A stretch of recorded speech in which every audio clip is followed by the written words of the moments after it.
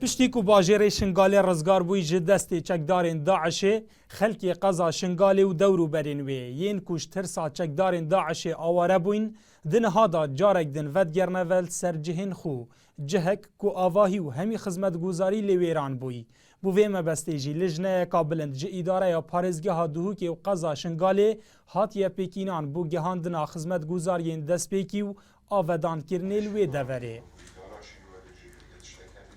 مرم جی اوه بکو ام بشین پلانکا باش دابنین بو زوراندنا هندک وان خدمت گذاریت هر سرکی بو قضا شنگاره و دوروبرت شنگاره و او ناوچل کو امشین بیجین روش آوای ریبار دجله زمار و ربیع و وانکه و شنگار و قضا همی دوروبرت خوبه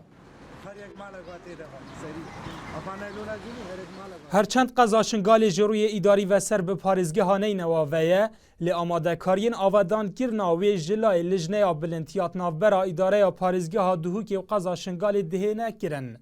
Endamekî Encûmenê Parêzgeha Neynêwa jî dibêjît, hikûmeta navendiya Iraqê amadeya xwe bi 3 milyar dînaran diyar kiriye ji bo avedankirina Şingalê. لێ بگوتناوی وان باوەری بگەهشتنا vê harîkariyê nîne. او شيان و كريارة امشين لهوكي كان احتمال محافظة نينوا انجي بارزجها نينوا چه انجمن بي او بيت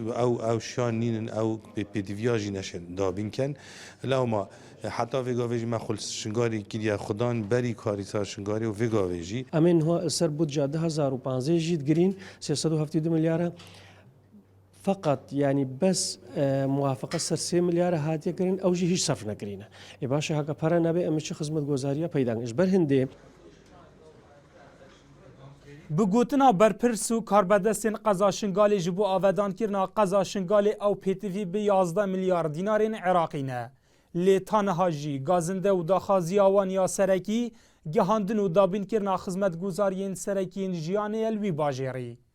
Dilşad Hîmû NRT Duhok